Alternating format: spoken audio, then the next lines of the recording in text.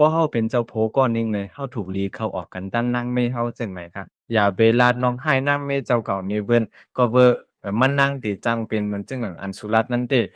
เมียวนั่งยิงได้ในเขาเป็นคนใจปอดใจลำง่ายเพราะว่าสุกาลาดว่าเอ้ยตอนนี้มันเป็นจังนั้นจังไหนเนี่ยเขาได้จังใจลำได้เขาเฮ็ดคิดสู่เสิได้เฮ็ดตัวเหมือนจังหนังอันสูว่านั่นเด้อย่าไปเอานั่งเมเจ้าเก่ากว่าแต่กันตั้งนั่งยิงต่างก็สังว่านั่งยิงต่างก็นั่น Cường liệp cần tăng số này năm giả số co tệ tưởng thôi cần tăngมันเจียมได้ยาวว่า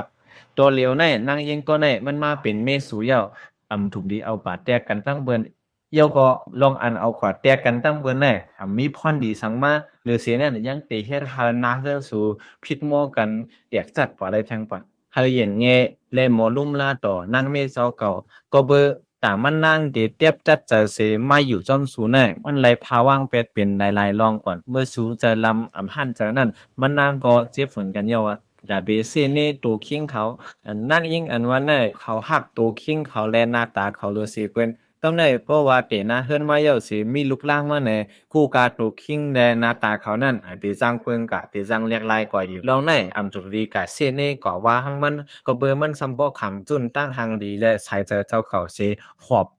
ลูกล่างสูนั่นว่าอย่าไปด้วยตัวคิงเสมักมันกาขันมันนางคุกแต่ลายมือเป็นก็หักกันนั่นสู่ปันป้ามันแก่นมันนั่งเป็นละลายเมียวว่าเตลุ่มล่าสู่ต่อจูเตหักสู่ต่อจูสุดปานแมมซะทีละกำไหนเป็นโผเมกันมาเย้าอันไหนเย้าว่าเป็นข้าวย่ำอันสู่เดลัยเฮ็ดจอมความมันเจ้าเก่านั่นอยู่หน้าเกเปิ้นก็เย้าอยู่จ้อมกันก็เย้าอย่าไปขึ้นเสียงขึ้นท่าใส่มันนั้นสังว่าสูมีลองหั่นเจอเมียนเจอสิเคยป้องเคยหลาหั่งมันไหนเข้ากว่าที่นั่นข้องนั่นหั่งปุ้ยก็เลียวสิหลาป้องให้นั่นหั่งปุ้ยก็เลียวอะไรเฮาหมอยินจมขอบใจต่อมันนั่งอันมันนั่งขำลุ่มลาสูลุ่มลาลุกล่างสูและลุ่มลานาเฮิรนอันนี้เป็นการตุ้นส่วนตาก้นนำอันมันนั่งเฮ็ดอยู่ลาเสดูโมกองใจว่านั่งยิ่งเนี่ยเขาจ้างพงพักให้มันหวานเหมือนเหมือนคนตามก็เขาก็โมโหเหมือนนั่นอันเขายามหุ่นนั่นก้อยเจ้าก็ตาเตมือเขาคงพัก1 วัน3 ตาเนี่ยก็ไม่ง่าย1 ปีเนี่ยซ้ำมี3 ปาก